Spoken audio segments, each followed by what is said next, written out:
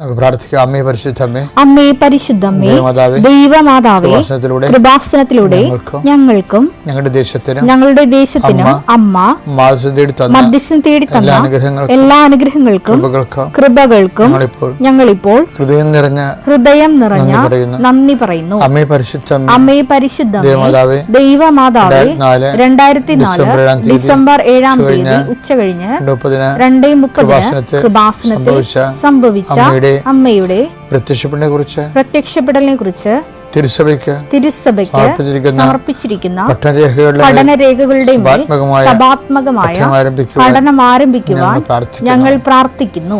അമ്മേ പരിശുദ്ധമ്മേ, അമ്മേ പരിശുദ്ധമ്മേ, ഭൂസ്വർലോകങ്ങളുടെ രാജ്ഞിയായ അങ്ങേയ്ക്ക് ഭൗമസംരക്ഷണത്തിനായി പ്രപഞ്ച പ്രകൃതിയെ തന്നെ തിരുസഭ പ്രതിഷ്ഠിക്കുവാൻ ഈ പ്രത്യക്ഷീകരണം വഴി ഇടയാക്കണമേ. പരിശുദ്ധമ്മേ, ജപമാല മാതാവേ, സകല കൃപാസനം പ്രാർത്ഥനകളോടും ചേർത്ത് ഞങ്ങളിപ്പോൾ പ്രാർത്ഥിക്കുന്ന ഈ കുടുംബത്തിന്റെ പ്രത്യേക നിയോഗം. ഇന്നത്തെ നിയോഗം പറമക്കളെ, അമ്മയുടെ പ്രത്യക്ഷീകരണത്തിന്റെ ഈ അനുഗ്രഹവേളയിൽ ഞങ്ങൾക്ക് സാധിച്ചു തരുവാൻ കനിയണമേ.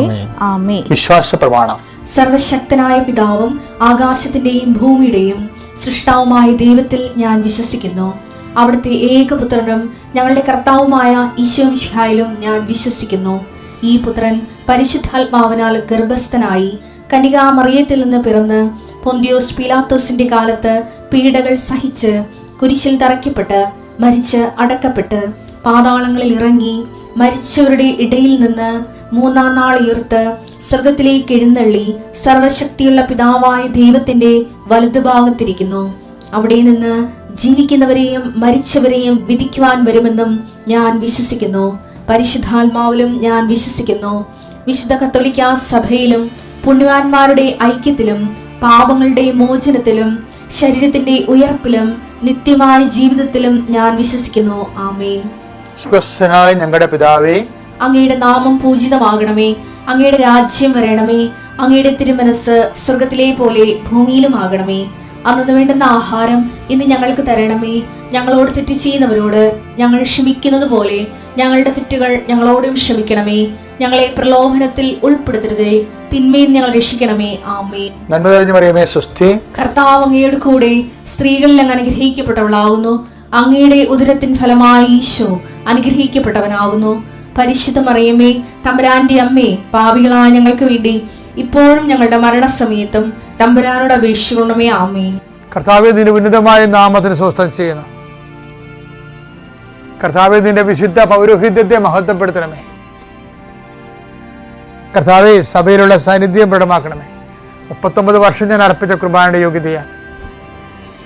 ഇന്ന് സഞ്ചരിക്കുന്ന എല്ലാവരെയും, ഇന്ന് ഈശോയെ ഭാരത്തൂക്കമുള്ള ഓരോ വിഷയങ്ങൾക്ക് വേണ്ടി വേദനിച്ച് നടക്കുന്നവരെ അങ്ങ് സന്ധിക്കണം. കർത്താവേ, സാമ്പത്തികമായ കടങ്ങളിലൂടെ പരിഹാരമില്ലാതെ നീങ്ങുന്നവരെയും ജപ്തി നടപടി നേരിടുന്നവരെയും കണ്ണുനീരിടാൻ ദൃശ്യം സംബന്ധിച്ച് പ്രാർത്ഥിക്കണം. ഈശോയെ കർത്താവേ, അങ്ങയെടുത്ത് മറുപടി ഉണ്ട്. ഈശോയെ, അങ്ങ് വിചാരിച്ചാൽ മതി, ഒരു നിമിഷം വിചാരിച്ചാൽ മതി, അങ്ങയുടെ മക്കൾ രക്ഷപ്പെടും. എല്ലാവരും പറയണത് ഈ ഒരു ദുരന്തത്തിൽ നിന്ന് ഞാൻ രക്ഷപ്പെട്ട, ഞാൻ ദൈവത്തെ മറക്കാതെ ജീവിച്ചോളാം എന്ന് പറയുന്നവരുണ്ട്. ഈശോയെ, അത് കേൾക്കണമേ എന്ന് പ്രാർത്ഥിക്കുന്നു. വിശ്വാസം തണുത്തു പോയവരെ, പ്രാർത്ഥനയില്ലാത്ത കുടുംബങ്ങളെ, അവരെല്ലാം കർത്താവെ എന്ത് ചെയ്യണമെന്ന് അറിയാൻ പാടില്ലാതെ പല സഭകളിൽ പ്രവർത്തിക്കുന്നവർ ഒരു വീട്ടിൽ നിൽക്കുകയും ആ വീട്ടിൽ ഇരുട്ടായി മാറുകയും ചെയ്യുന്ന അവസ്ഥയിൽ കർത്താവെ സംഘർഷം കൊണ്ട് ജീവിക്കുന്നുണ്ട്. ഈശോയെ, ഒതുങ്ങിക്കൂടി ജീവിക്കുന്നുണ്ട്. ഈശോയെ, ആരോടും പറയാതെ വഴക്കില്ലാതെ സഹിച്ച് ജീവിക്കുന്നുണ്ട്. ഈശോയെ, നിശബ്ദ ദുരന്തമായിട്ട് കഴിയുന്നുണ്ട്. ഈശോയെ, അവരെ എല്ലാം ലാസ്റ്റന്റെ കുഴിമാടം സന്ദർശിച്ചതുപോലെ അത്ര ഹൃദയങ്ങളിൽ നിന്ന് സന്ദർശിക്കണമേ എന്ന് പരിശുദ്ധ കൃപാസനത്താരെ ജീവനോടെ പ്രത്യക്ഷപ്പെട്ട പരിശുദ്ധയുടെ മാധ്യത്തിൽ പ്രാർത്ഥിക്കുന്ന ഈശോയെ, വൈവാഹ തടസ്സമുള്ളവർ, കുഞ്ഞുങ്ങളില്ലാത്തവർ, ഭവനരഹിതർ, ജോലിയില്ലാത്തവർ, സാമ്പത്തിക കടങ്ങളാൽ സമാധാനമില്ലാത്ത കുടുംബങ്ങളെ ഇതെല്ലാം സന്ധിക്കാൻ വേണ്ടി യേശുവിന്റെ നാമത്തിൽ പ്രാർത്ഥിക്കുന്നു. ആമേൻ. നമ്മളെ കൃപാസനത്തിൽ ദൈവം നമുക്ക് നൽകിയ ഏറ്റവും വലിയ നിധി എന്ന് പറഞ്ഞാൽ എന്താണ്? ഉടമ്പടിയാണ്. ഉടമ്പടി വരാൻ കാരണം എന്ന് വെച്ച് കഴിഞ്ഞാൽ, എനിക്ക് അമ്മ എൻ്റെ 2015 മാതാവിൻ്റെ പ്രത്യക്ഷീകരണം സംഭവിച്ച് 10 കൊല്ലം കഴിഞ്ഞ് അപ്പോൾ അതിന് അനുഭവങ്ങളൊക്കെ ഞാൻ നിന്നോട് നേരത്തെ പറഞ്ഞിട്ടുണ്ട്. അതിൻ്റെ ഭാഗമായിട്ട് ആ 10 കൊല്ലത്തേക്ക് ദൈവമേ ഒരു ചെറിയ പ്രാർത്ഥന ആൾക്കാർക്ക് കൊടുക്കാൻ ഒത്തെങ്കിൽ കൊള്ളാമായിരുന്നെന്ന് എൻ്റെ മനസ്സിൽ തമിഴ്നാട്ടിൽ വെച്ച് തോന്നിയപ്പോഴാണ് മാതാവ് പെട്ടെന്ന് തന്ന ഒരു പ്രാർത്ഥനയാണ്. എന്താണ്? അമ്മ ഈ ദശവത്സരത്തിൽ അമ്മ ആഗ്രഹിക്കുന്ന ഒരു കൃപാവര പദ്ധതി കൃപാസനത്തിലും ഞങ്ങളുടെ കുടുംബത്തിലും നിറവേറാൻ ഇടയാക്കണമേ. അങ്ങനെ ആ പ്രാർത്ഥന കിട്ടിക്കഴിഞ്ഞപ്പോൾ 10,000 ലീഫ്ലെറ്റുകൾ അടിച്ച് ആൾക്കാർക്ക് കൊടുത്തു പ്രാർത്ഥിക്കാൻ വേണ്ടി. അപ്പോൾ ദൈവത്തിന് തോന്നി മാതാവിൻ്റെ പ്രത്യക്ഷീകരണം 10,000 ലീഫ്ലെറ്റുകളും 10,000 അല്ലേ, അവർ 50,000 അടിച്ച് കാണും പല പ്രാവശ്യമായിട്ട്. അപ്പം അത് എൻ്റെ ഉദ്ദേശം എന്താണ്? മാതാവിൻ്റെ പ്രത്യക്ഷീകരണം അനുസ്മരിക്കാൻ വേണ്ടി അമ്മ ആഗ്രഹിക്കുന്ന കൃപാവര പദ്ധതി എന്നാണ്. ആ പ്രാർത്ഥന സത്യസന്ധമായതുകൊണ്ടാണ്. കാര്യം ഞാൻ ആ പ്രാർത്ഥന സത്യസന്ധമായ കാരണം എനിക്ക് ഐഡിയ ഒന്നും കിട്ടിയില്ല. എങ്ങനെയാണ് ഈ 10ാം കൊല്ലം കൊമമറേറ്റ് ചെയ്യണമെന്ന് അറിയത്തില്ലായിരുന്നു. ആ ചെയ്യണമെന്ന് അമ്മ പറയുകയും ചെയ്യുന്നുണ്ട് മനസ്സിൽ.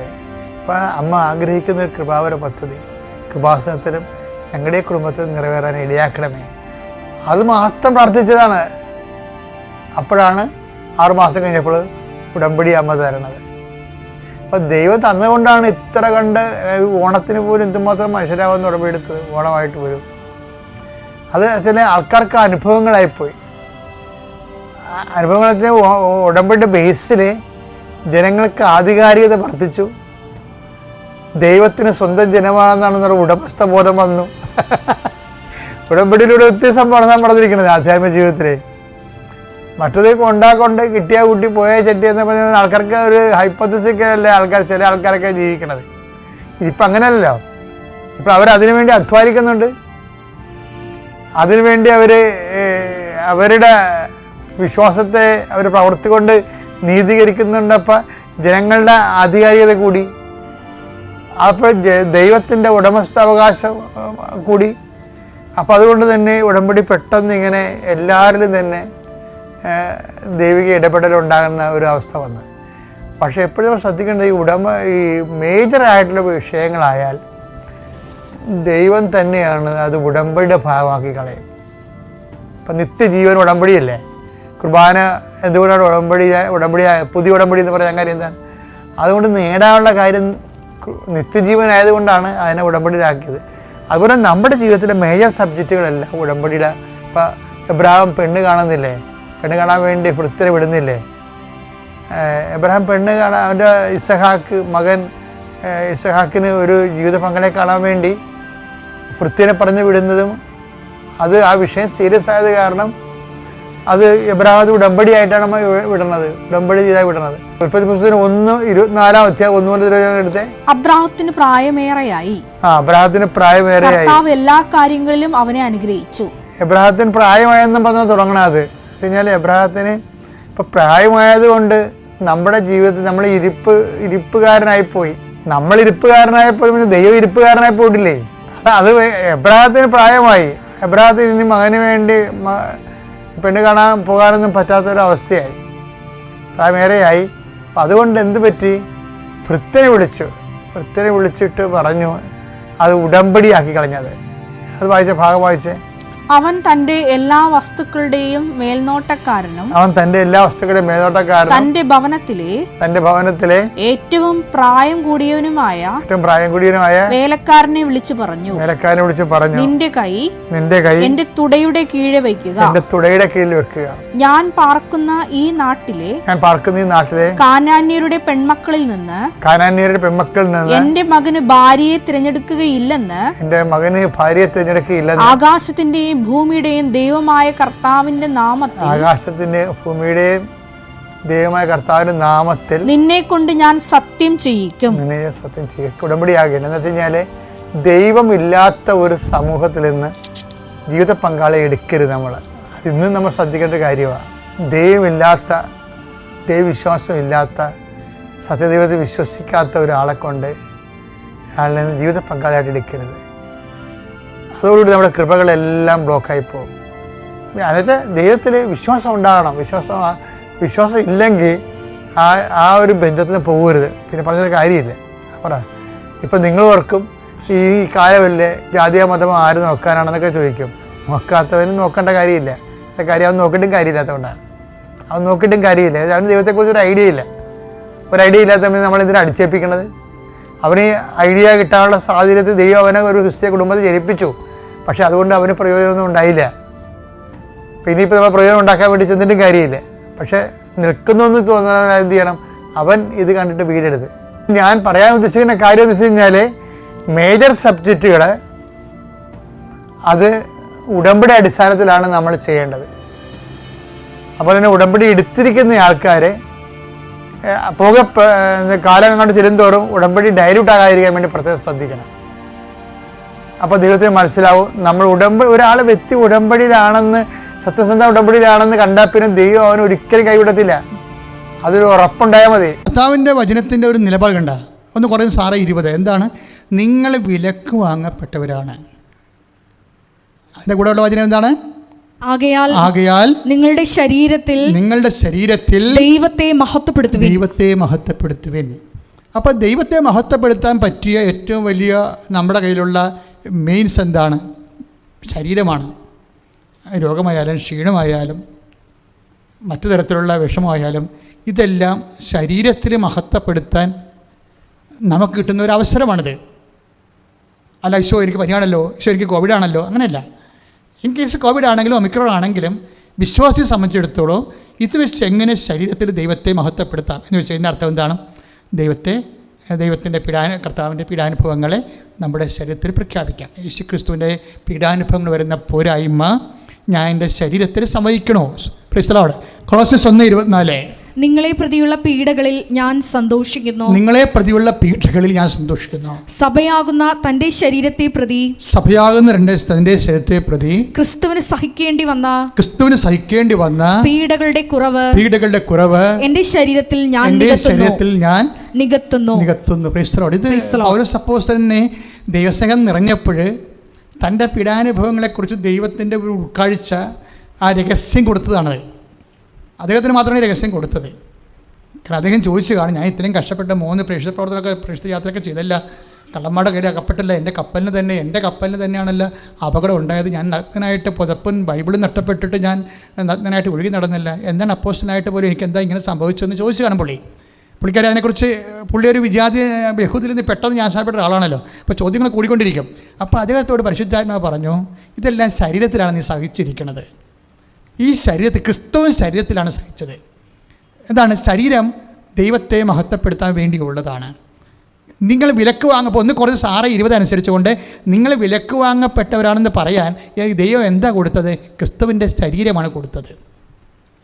അത് ആ ക്രിസ്തുവിൻ്റെ ശരീരം കൊടുത്തെന്ന് വെച്ചാൽ ക്രിസ്തുവിൻ്റെ പങ്കപ്പാടുകൾ, പീഡാനുഭവങ്ങൾ, നമുക്ക് വേണ്ടി സഹിച്ച പീഡാനുഭവങ്ങൾ, നിത്യതയ്ക്ക് വേണ്ടി നമ്മൾ വീണ്ടെടുത്തത് കർത്താവിൻ്റെ പീഡാനുഭവങ്ങളെ കൊടുത്തിട്ടാണ്. അപ്പം അതാണ് പൗലോസ് പറയണത്, നിങ്ങൾ വിലക്ക് വാങ്ങപ്പെട്ടവരാണെന്ന് പറയണത്. ഇതുകൊണ്ട് എന്താണ് കുഴപ്പമെന്ന് വെച്ച് കഴിഞ്ഞാൽ, അല്ലെങ്കിൽ ഇതുകൊണ്ട് എന്താണ് ഗുണമെന്ന് വെച്ച് കഴിഞ്ഞാൽ, നമ്മൾ വിലക്ക് വാങ്ങപ്പെട്ടവരായത് കാരണം നിത്യത അസൈൻ ചെയ്തിട്ടുണ്ടെങ്കിൽ, ഇല്ലെങ്കിൽ പോട്ടെ, പട്ടിയെപ്പോലെ ജീവിക്കാം, ഒരു കുഴപ്പമില്ല. എത്ര പേര് അങ്ങനെ ജീവിക്കുന്നു. ഇപ്പോൾ ഹോമോസെക്സ്വാലിറ്റി ആയാലും അല്ലേ, ഒരു വലിയ കുഴപ്പമുണ്ട്. അവർ സഭയിൽ തന്നെ ഹോമോസെക്സിനെ അംഗീകരിക്കണമെന്ന് പറയുന്ന ആൾക്കാരുണ്ട്. ശാസ്ത്രീയമായിട്ട് STPയുടെ പ്രശ്നമൊക്കെ പറയുന്ന ആൾക്കാരുണ്ട്. STP അതിൻ്റെ അകത്ത് കൂടുതൽ ആൾക്കാരുണ്ടാവും, അവരാണ് ഹോമോസെക്സ് ടെൻഡൻസി കാണിക്കുന്നത് എന്നൊക്കെ പറയുന്നുണ്ട്. ഇങ്ങനെ എന്തെല്ലാം ശാസ്ത്രീയമാണെന്ന് പറഞ്ഞാലും കുറേ കാര്യങ്ങൾ കർത്താവിൻ്റെ വചനത്തിൽ എന്താണ് അത് മാത്രമേ നമ്മൾ ഫോളോ ചെയ്യത്തുള്ളൂ. എന്താ കാര്യം?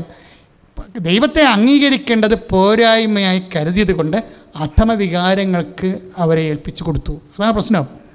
അപ്പോൾ വികാരങ്ങൾ പലതുണ്ടാകുകയും അങ്ങനെ പല വികാരങ്ങളും ഉണ്ടാകും മനുഷ്യന്. അതെല്ലാം മനുഷ്യൻ്റെ വികാരങ്ങളാണെന്ന് പറഞ്ഞു കഴിഞ്ഞാൽ കുഴപ്പമുണ്ടാകും, ഇല്ലേ? അമ്മ ഏതാണ്, പെങ്ങളമാരേതാണെന്ന് അറിയാൻ പറ്റാതെ വരും. അത് പട്ടിയും പൂച്ചയൊക്കെ അങ്ങനെയല്ലേ, അമ്മയും പെങ്ങളും അറിയത്തില്ലല്ലോ അതിനൊക്കെ. അപ്പോൾ അതൊക്കെ സംസ്കാരത്തിൻ്റെ മുഖമുദ്രയായിട്ട് കെട്ടിയെഴുന്നള്ളിക്കേണ്ട കാര്യമില്ല. ദൈവത്തെ അംഗീകരിക്കാത്തവരും യുക്തിയെ മാത്രം അടിസ്ഥാനപ്പെടുത്തുന്നവരും അങ്ങനെ പല വേഷങ്ങളും കിട്ടുന്നത്. We are not ready to follow it and we are not able to follow it. അത് വിശ്വാസി മനസ്സിലാക്കണം.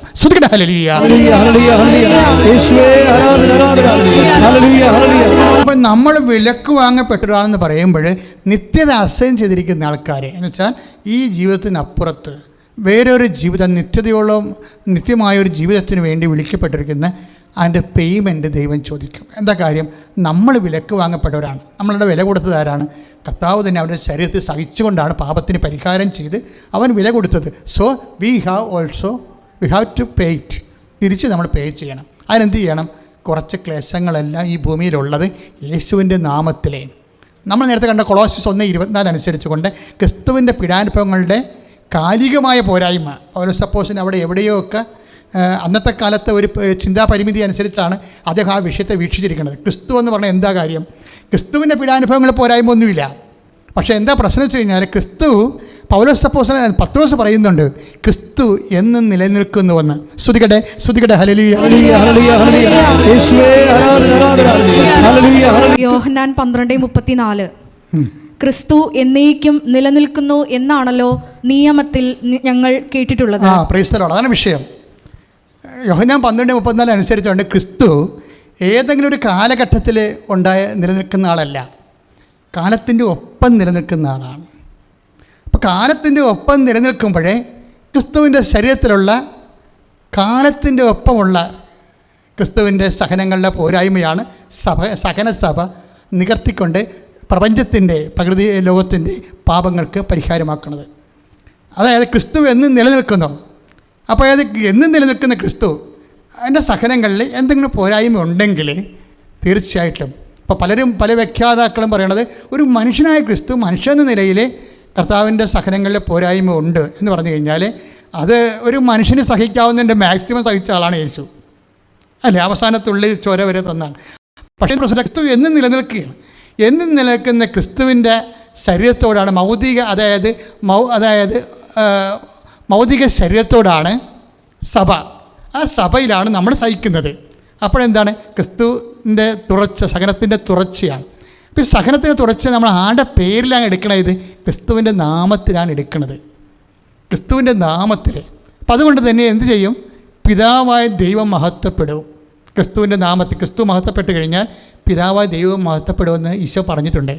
അപ്പോൾ അതിലൂടെയാണ് മഹത്വത്തിലേക്ക് നമ്മളെ ഒരു തീർത്ഥയാത്രയാണ്, മഹത്വത്തിൻ്റെ തീർത്ഥയാത്രയാണ് ശരിക്കും പറഞ്ഞാൽ ക്രൈസ്തവൻ്റെ ഈ ലോകത്തെ ജീവിതവും അവൻ്റെ പ്രതികൂലമായ ജീവിതാനുഭവങ്ങളും.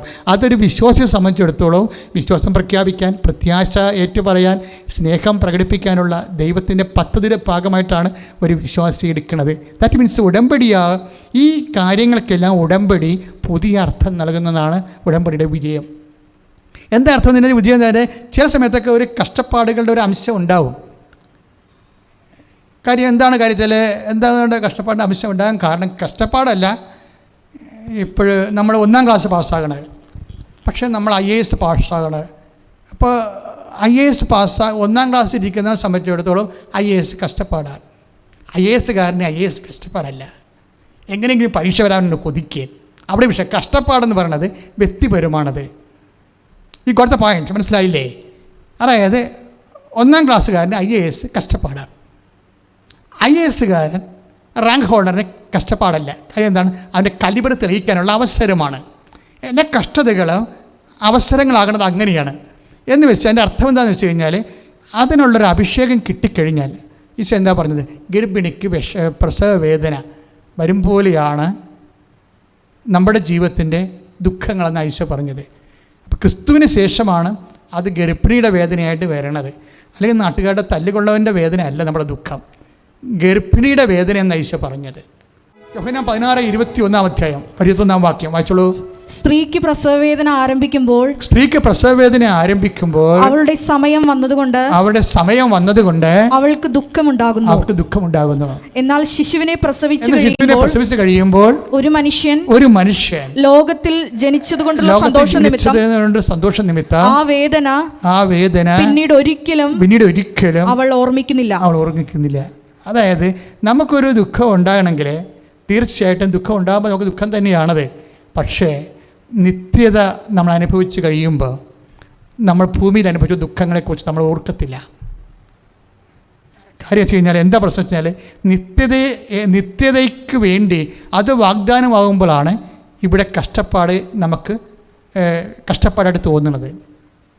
മനസ്സിലായില്ലേ? കഷ്ടപ്പാടിന് രോഗം, ക്ഷീണം, കാര്യം ഞാനിത് പറയുമ്പോൾ ഞാൻ ചുമ്മാ ഇങ്ങനെ സ്പെക്കുലേറ്റീവായിട്ട് പറയണില്ല. കുഞ്ഞുനാൾ തൊട്ട് രോഗിയാണ് ഞാൻ. എല്ലാ കാലഘട്ടങ്ങളിലെ രോഗങ്ങൾ വന്നപ്പോൾ ഞാൻ ആ രോഗത്തോട് കൈവച്ചിട്ടൊരു നിലപാടുണ്ട്. അതെന്നെ കർത്താവ് പഠിപ്പിച്ച നിലപാടാണ്. ദൈവം എന്ന് പറയേണ്ട ആത്മകഥയിൽ അതെല്ലാം ഞാൻ രേഖപ്പെടുത്തിയിട്ടുണ്ട്. എങ്ങനെയാണ് ഒരു വിശ്വാസി ഈ വിഷയങ്ങളെല്ലാം കാണുന്നത്. പക്ഷേ അവൻ്റെ മനസ്സിൽ ഒരു ചിന്ത ഉണ്ട്. എന്താണ് അത്? റോമ 1:18 എന്താണ്? നമുക്ക് വെളിപ്പെടാതിരിക്കുന്ന മഹത്വത്തെക്കുറിച്ച് ഓർക്കുമ്പോഴേ പ്രൈസ് ദി ലോർഡ് ശ്രദ്ധിക്കട്ടെ.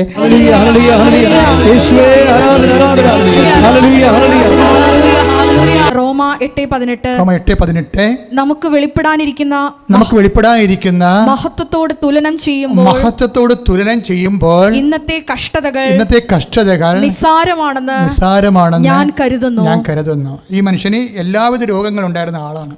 ആർക്ക്? പൗലോസ് അപ്പോസ്തലനെ. അപ്പോൾ രോഗത്തിൻ്റെ ഇടയ്ക്കും ദാരിദ്ര്യം അനുഭവിച്ചിട്ടുണ്ട്, പട്ടിണി അനുഭവിച്ചിട്ടുണ്ട്, കടലിൽ ഒഴുകി നടന്നിട്ടുണ്ട്, കള്ളന്മാർ കൈ മേടിച്ചിട്ടുണ്ട്. ഇങ്ങനെ കുറേ കാര്യങ്ങൾ 8:35 പറയുന്നുണ്ട്. റോമ 8:35 ഇത് ഈ വചനം ഇപ്പോൾ 8:18 തോന്നുന്നു. 8:18 നിന്ന് നമ്മൾ 35 കയറുമ്പോൾ ഈ മനുഷ്യന് എല്ലാ കാര്യവും പറയും, എന്തെല്ലാം അനുഭവിച്ചിട്ടുണ്ടെന്ന്. ക്രിസ്തുവിന്റെ സ്നേഹത്തിൽ നിന്ന് ആര് നമ്മെ വേർപെടുത്തും? ക്ലേശമോ ദുരിതമോ പീഡനമോ പട്ടിണിയോ നഗ്നതയോ ആപത്തോ വാളോ. കാര്യം ഈ നഗ്നതയെന്ന് പറഞ്ഞാൽ എന്താ കാര്യം എന്നറിയാം? ഈ മനുഷ്യൻ തുണി ഉരിഞ്ഞു പോയായിരുന്നു. മാൾട്ടയിലൊക്കെ സംഭവിച്ച സമയത്തും കടലിൽ ആക്രമണം ഉണ്ടായ സമയത്തും അന്നൊക്കെ വസ്ത്രങ്ങൾക്ക് ഭയങ്കര വിലയുള്ള കാലമാണ്. അപ്പോൾ നമുക്കറിയാമല്ലോ, ഗാന്ധി സിനിമയിലെ ഗാന്ധി പോലും ഒരു വസ്ത്രം അലക്കണ സ്ത്രീക്ക് അവൾക്ക് ആ ഒരു വസ്ത്രം മാത്രമേ ഉള്ളൂ. അത് വെച്ചുകൊണ്ടാണ് അവൾ ഓരോ ഭാഗം അലക്കിക്കൊണ്ടിരിക്കുകയാണ്. അപ്പോഴാണ് സ്വന്തം മേലങ്കി കൊടുക്കുന്നത്. അങ്ങനെ അന്നത്തെ ഇന്ത്യൻ സാഹചര്യം അതാണ്. വസ്ത്രത്തിനും ഭക്ഷണത്തിനും ഒക്കെ എല്ലാം രണ്ടാം ലോകം. ഇന്നത്തെ കാലം ഇതാണ് അവസ്ഥയെങ്കിൽ അന്നത്തെ കാലം എന്തായിരിക്കും? വസ്ത്രം കിട്ടിയവരെടുത്തു. അപ്പോൾ ഈ മനുഷ്യൻ തുണിയില്ലാതെയാണ് കരക്ക് കയറണത്. എന്നിട്ടാണ് പറയണത്, ഞാൻ തുണിയില്ലാതെയാണ് ഇപ്പം കരക്ക് കയറിയിരിക്കുന്നത്, അപ്പോസ്തലനാണ് ഞാൻ. പക്ഷേ ഇങ്ങനെയായാലും ക്രിസ്തുവിൻ്റെ സ്നേഹത്തിൽ നിന്ന് ആർക്ക് എന്നെ വേർപെടുത്താൻ പറ്റും? നഗ്നതയ്ക്കോ എന്നാണ് ചോദിക്കണത്. കാര്യം നഗ്നതയിൽ വരുമ്പോൾ നമുക്കെന്താ സംഭവിക്കണം? നാണക്കേട് ഉണ്ടാകത്തില്ല, ആക്ഷേപം ഉണ്ടാകത്തില്ലേ? അപ്പോൾ ഈ മനുഷ്യന് മാനുഷ്യമായി അനുഭവിക്കുന്ന ആക്ഷേപവും നാണക്കേടിനേക്കാൾ പവർഫുള്ളാണ് ക്രിസ്തുവിനോടുള്ള സ്നേഹം. അതാണ് വിഷയം. എന്നിട്ട് ഈ സ്നേഹത്തിൽ നിന്ന് ആരും നമ്മൾ വേർപെടുത്താൻ ചോദിക്കുന്നത്? ഒന്നിനും വേർപെടുത്താൻ പറ്റത്തില്ലെന്ന് അദ്ദേഹം തന്നെ ജീവിതം കൊണ്ടും വാക്കുകൊണ്ടും ഉത്തരം പറയുന്നുണ്ട്. ഇത് തന്നെയാണ് ഒരു വിശ്വാസിയെ സംബന്ധിച്ചിടത്തോളം പല കാര്യങ്ങളും വിശ്വാസി കേൾക്കാത്തതിൻ്റെ കാരണം ഈ നിത്യതയ്ക്ക് വേണ്ടിയുള്ള ഒരു യാത്രയായത് കാരണമാണ്. ഇപ്പോൾ ഇന്ന് സഭയിൽ കുറേ തരത്തിലുള്ള വിഷയങ്ങൾ ഓരോ തരത്തിൽ വരുന്നുണ്ട്. അജ്ഞാനികളിൽ നിന്നും വേദഗ്രന്ഥം അറിയാത്തവരിൽ നിന്നും വിശ്വാസി എന്താണ്, ഈശോ ആരാണെന്നും അറിയാൻ പാടില്ലാത്ത വിജാതിയിൽ നിന്നും ഒക്കെ പലതരത്തിലുള്ള ആക്ഷേപങ്ങളൊക്കെ വരുന്നുണ്ട്. നമ്മളിതിനൊക്കെ മറുപടി കൊടുക്കാൻ നടക്കുകയാണ്. അതിന് മറുപടി കൊടുക്കുന്ന വലിയ ക്യാമ്പയിൻസ് ഉണ്ടായിക്കൊണ്ടിരിക്കുകയാണ്. മറുപടി കൊടുക്കണ്ട എന്നല്ല പറയണത്, പക്ഷേ വിശ്വാസം വിശദീകരിക്കപ്പെടണം, അത്രയേ ഉള്ളൂ.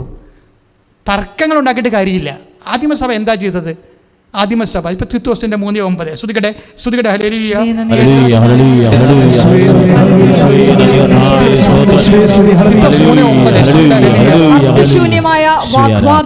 അർത്ഥശൂന്യമായ വാഗ്വാദങ്ങളിലും വംശാവലികളെക്കുറിച്ചുള്ള ചർച്ചകളിലും കലഹങ്ങളിലും നിയമത്തെക്കുറിച്ചുള്ള വചനത്തെക്കുറിച്ചുള്ള തർക്കങ്ങളിൽ നിന്ന് ഒഴിഞ്ഞു നിൽക്കുക. ആവശ്യമില്ലാത്ത തർക്കത്തിനൊന്നും പോകണ്ടെന്ന് പറയണേ, അവിടെ കിടന്ന് പറയട്ടെ. അപ്പോൾ നമ്മളൊന്നും ചെയ്യണ്ടേ എന്ന് ചോദിച്ചു കഴിഞ്ഞാൽ നമ്മൾ എന്ത് ചെയ്യണം എന്നുള്ളത് പത്രോസ് പറയുന്നുണ്ട്. 1 പത്രോസിൻ്റെ 3:15 നമ്മളൊന്നും ചെയ്യേണ്ടെന്നല്ല, നമ്മൾ എന്താണ് ചെയ്യേണ്ടതെന്ന് വിശുദ്ധ പത്രോസ് പറയുന്നുണ്ട്. ക്രിസ്തുവിനെ കർത്താവായി നിങ്ങളുടെ ഹൃദയത്തിൽ പൂജിക്കുവിൻ. Price the Lord. അതാണ് സംഭവം. ഒന്ന്, നിങ്ങൾക്കുള്ള പ്രത്യാശയെപ്പറ്റി വിശദീകരണം ആവശ്യപ്പെടുന്ന ഏവരോടും മറുപടി പറയാൻ സദാ സന്നദ്ധരായിരിക്കുവിൻ. Price the Lord. എന്ന് വെച്ചാൽ എന്താണ്? നമ്മൾ വിശ്വാസികൾ എക്കാലവും ചെയ്യേണ്ടത് എന്താണ്? അതായത് നമ്മൾ സയൻസ് വെച്ച് തർക്കിക്കുന്നു അല്ലേ? വേറെ പല കാര്യങ്ങൾ വെച്ച് നമ്മൾ തർക്കിക്കുകയാണ്. പൊളിറ്റിക്സ് വെച്ച് തർക്കിക്കുന്നു, മറ്റു മതങ്ങളിലെ ന്യൂനതകൾ വെച്ച് തർക്കിക്കുന്നു. ഇതൊന്നും നമ്മൾ ബാധ്യസ്ഥരല്ല, ഇതൊന്നും നമ്മുടെ രീതികളല്ല. അവിടെ പല മതങ്ങളിൽ പലതരത്തിലുള്ള ന്യൂനതകളുണ്ടാവും. ഒരു മതം പ്രാക്ടീസ് ചെയ്യുമ്പോൾ മനുഷ്യൻ്റെ സംവിധാനങ്ങളായ കാരണം അതിൻ്റെ ന്യൂനതകൾ ഇവിടെ ഉണ്ടാകും, അവിടെ ഉണ്ടാകും. അതൊന്നുമല്ല പ്രശ്നം. നമ്മളെ സംബന്ധിച്ചുള്ള എന്താ പ്രശ്നം? അതുകൊണ്ടാണ് പൗലോസ് പറയുന്നതും വചനത്തെക്കുറിച്ച് തർക്കങ്ങളിൽ നിന്നും ഒഴിഞ്ഞു നിൽക്കുക, അവ പ്രയോജനരഹിതമാണ്, ഒരു കഥയുമില്ലാത്ത കാര്യമാണ്, വെറുതെ സമയം പോകാം. പക്ഷെ നമ്മൾ എന്ത് ചെയ്യണം എന്ന് വെച്ച് കഴിഞ്ഞാൽ ക്രിസ്തുവിനെ കർത്താവായി നിങ്ങളുടെ ഹൃദയത്തിൽ പൂജിക്കണം. ആദ്യത്തെ കാര്യം അതാണ്, ക്രിസ്തുവിനെ കർത്താവായി നമ്മുടെ ഹൃദയത്തിൽ പൂജിക്കണം. കാര്യം എല്ലാ കർത്താവ് എന്ന് പറയുമ്പോൾ എന്താണ്? ദൈവം സമസ്തവും അവൻ്റെ പാദത്തിൻ്റെ കീഴിലാക്കിയിരിക്കുന്നു അല്ലേ? 1 കൊരിന്ത്യസിൻ്റെ 15:26-27 വരുമ്പോൾ ദൈവം സമസ്തവും. അപ്പോൾ സാത്താൻ വർഷിപ്പായാലും ബ്ലാക്ക് മാസ് ആയാലും അതിൻ്റെ കൂടെ വരുന്ന ഇലുമിനാറ്റി ആയാലും വേറെ എന്തെല്ലാം വിശ്വാസ രീതികളായാലും ഇതെല്ലാം ക്രിസ്തുവിൻ്റെ കാൽപാദങ്ങളാണെന്ന് വിശ്വാസി അറിയണം. ഇന്നല്ലെങ്കിൽ നാളെ അവസാന ചാപ്റ്റർ ദൈവം ഈ പ്രപഞ്ചത്തിന് എഴുതുമ്പോൾ ഇതെല്ലാം ക്രിസ്തുവിൻ്റെ കീഴിലായിരിക്കും. പിന്നെ അത് നമ്മൾ തർക്കിച്ച് കീഴിലാക്കാൻ നിൽക്കേണ്ട കാര്യമില്ല. ഈ കുറച്ച് പോയിൻറ്റ്. അപ്പോൾ നമ്മൾ ശ്രദ്ധിക്കേണ്ട കാര്യം എന്താണ്? നമ്മൾ ശ്രദ്ധിക്കേണ്ട കാര്യം ക്രിസ്തുവിനെ കർത്താവായി ഹൃദയത്തിൽ പൂജിക്കണം. അതാണ് ഏറ്റവും വലിയ സഭയുടെ മെയിൻ സംഭവം. അതാണ് യേശു കർത്താവാകുന്നു. എല്ലാത്തിൻ്റെയും കർത്താവാണവൻ, പിശാചിൻ്റെയും കർത്താവാണവൻ. അത് ബോധത്തോടെ മനസ്സിലാക്കണം. പിന്നെ അതുകൂടാതെ എന്താണ്? നിങ്ങളുടെ പ്രത്യാശയെപ്പറ്റി വിശദീകരണം ആവശ്യപ്പെടുന്നവരെ, നമ്മുടെ പ്രത്യാശ എന്താണ്? നിത്യതയാണ് നമ്മുടെ പ്രത്യാശ. എൻ്റെ പ്രത്യാശയെക്കുറിച്ച് എന്നോട് വിശദീകരണം ആവശ്യപ്പെടുന്നവരെ ഞാൻ പറയണത് എന്താണെന്ന് വെച്ചാൽ താത്വികമായിട്ടല്ല സംസാരിക്കുന്നത്. താത്വികമായിട്ട് ആർക്കും സംസാരിക്കാം, താത്വികമായിട്ട് ആർക്കും സംസാരിക്കാം. പക്ഷേ ദൈവത്തെ നമ്മൾ എങ്ങനെ അനുഭവിച്ചു, അതാണ് വിഷയം. നമ്മുടെ കൂടെ നിൽക്കുന്നവർ ദൈവത്തെ എങ്ങനെ അനുഭവിച്ചു, അതാണ് നമ്മുടെ വിഷയം. അതാണ് നമ്മുടെ പ്രത്യാശ എന്ന് പറയണത്. അതുകൊണ്ടാണ് കൃപാസനം ഇപ്പോൾ ഇത്രയും വിഷയങ്ങൾ, പല വിഷയങ്ങൾക്ക് വിവാദ വിഷയങ്ങളൊക്കെ സഭയിലേക്കും അതുപോലെ സമൂഹത്തിൽ ഉണ്ടാകുമ്പോൾ നമ്മളെപ്പോഴും സാക്ഷ്യം കൊണ്ടാണ് മറുപടി പറയുന്നത്. എന്താ കാര്യം?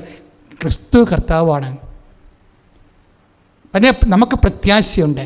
ആ പ്രത്യാശയുടെ വിശദീകരണമാണ് നമ്മൾ നൽകുന്നത്. എന്താണ്? നമ്മുടെ കൂടെ നിന്നവരെ ദൈവത്തെ കണ്ടെത്തിയവരുടെ അനുഭവങ്ങൾ. അതാണ് പൗലോസ് പറയണത്. നിങ്ങൾക്കൊരു വിശദീകരണം ആവശ്യപ്പെടുന്നവരെ ഇവിടെ എന്ത് ചെയ്യണം? നിങ്ങൾ വിശദീകരണം കൊടുക്കണം. എന്ത് വിശദീകരണം കൊടുക്കണം? ബുദ്ധിപരമായ വിശദീകരണം കൊടുത്തിട്ട് കാര്യമില്ല, അത് ഒരിടത്തും നിർത്തത്തില്ല. ഇപ്പോൾ ചിലർ ഏസ്തൻ നിരീശ്വരവാദിയാണെന്ന് പറയണം, ചില ആൾക്കാർ ഏസ്തൻ തന്നെ പറയണം ഞാൻ നിരീശ്വരവാദി അല്ലെന്ന് പറയണം. ഇനിയിപ്പോൾ ഏസ്തൻ നിരീശ്വരവാദിയാണെന്ന് പറഞ്ഞുകൊണ്ട് കുറേ ആൾക്കാർ ഗവേഷണം നടത്താൻ പോയിട്ടുണ്ട്. കുറേ ആൾക്കാർ ഏസ്തൻ നിരീശ്വരവാദി അല്ലെന്ന് പറയണം. വല്ല കാര്യമുണ്ടേ? അവൻ ചത്തുപോയില്ലേ? അവൻ നിരീശ്വരവാദി ആയാൽ എന്ത്, അല്ലെങ്കിൽ എന്ത്? ഇതൊന്നും സഭയുടെ വിഷയമല്ല. സഭയുടെ വിഷയം എന്താണ്? ക്രിസ്തു കർത്താവാണ്.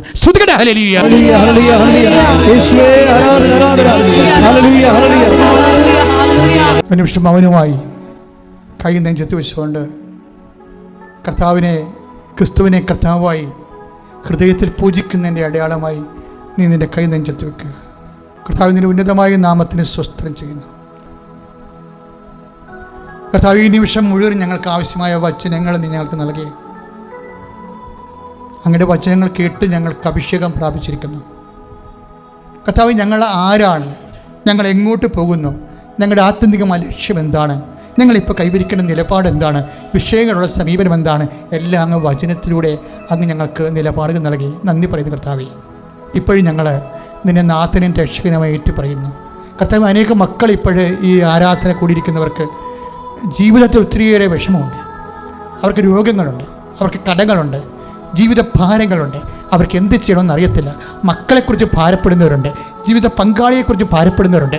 ജീവിതത്തിൽ കർത്താവെ ഒരു ജീവിത പങ്കാളി കിട്ടാത്തവരുണ്ട്, മക്കളില്ലാത്തവരുണ്ട്, പഠന മേഖലയിൽ വിഷയം അനുഭവിക്കുന്നുണ്ട്, തൊഴിൽ മേഖലയിൽ വിഷയം അനുഭവിക്കുന്നുണ്ട്, ജോലി നഷ്ടപ്പെട്ടവരുണ്ട്. കർത്താവെ, ഓരോരോ സ്ഥാപനങ്ങൾ, കർത്താവെ, ഉൽപാദന സ്ഥാപനങ്ങൾ, സാമ്പത്തിക സ്ഥാപനങ്ങളൊക്കെ തളർന്നു പോയവരുണ്ട്. മാറിയ പശ്ചാത്തലത്തിൽ കർത്താവെ വളരെ വിഷമിച്ച് ജീവിക്കുന്നവരുണ്ട്. അവരെ എല്ലാം നീ ഏറ്റെടുക്കണം. അവരുടെ ഭവനങ്ങളെ നീ ഏറ്റെടുക്കണം.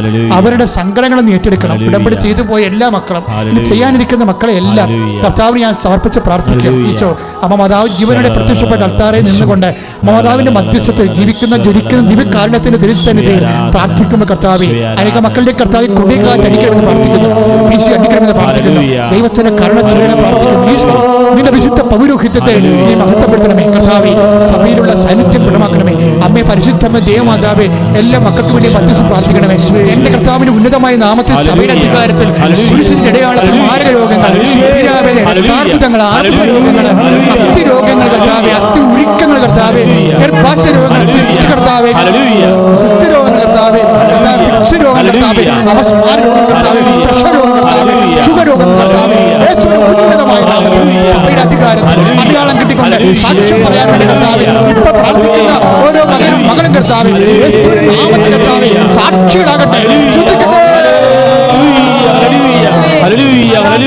പരിശുദ്ധ പരമ ദിവ്യകാരുണ്യത്തിന് പരിശുദ്ധ പരമ ദിവ്യകാരുണ്യത്തിന്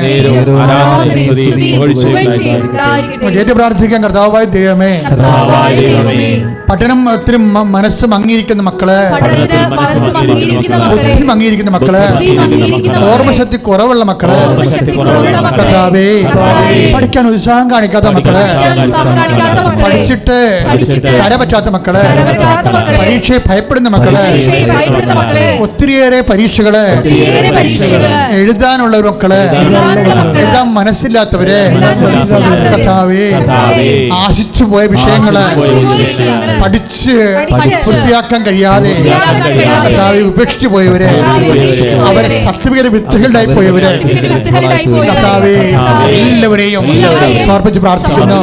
രേഖകള്, വസ്തുവിന്റെ പ്രമാണങ്ങള്, പട്ടയങ്ങള്, അന്യകരങ്ങളിലെ അകപ്പെട്ടു പോയവര്, ഈശോയെ അവരെല്ലാം സമർപ്പിച്ച് പ്രാർത്ഥിക്കുന്നു. സ്വർണം നഷ്ടപ്പെട്ടവര്, പണം നഷ്ടപ്പെട്ടവര്, പല സ്ഥാപനങ്ങളില് നിക്ഷേപിച്ചിട്ട് ആ സ്ഥാപനം തന്നെ പൊളിഞ്ഞുപോയ അവസ്ഥകള്, വ്യവസായശാലകള്, വ്യാപാരശാലകള് അടച്ചുപൂട്ടപ്പെട്ടവര്, കർത്താവേ ഇപ്പോഴ് അവർക്കെല്ലാം ഉയർത്തുന്നേൽപ്പ് നൽകണമേ, ഉയർത്തുന്നേൽപ്പ് നൽകണമേ. പരിശുദ്ധ പരമ ദിവ്യകാരുണ്യത്തിന് കർത്താവായ ദൈവമേ, ഓരോ വിഷയങ്ങൾക്ക് ഉടമ്പടി ചെയ്തിരിക്കുന്നവര്, ഉടമ്പടി പുതുക്കിയവര്, അടിയന്തരമായിട്ട് ഇന്ന കാര്യങ്ങള് നടന്നേ മതിയാവൂ എന്ന് ഹൃദയം ശ്വാസമിടിച്ച് പ്രാർത്ഥിക്കുന്നവര്, അവരെ നീ ഏറ്റെടുക്കണമേ. അവർക്ക് സാക്ഷികളാക്കി മാറ്റണമേ. അവർക്ക് ഉടമ്പടിയുടെ സാക്ഷികളാക്കി മാറ്റണമേ.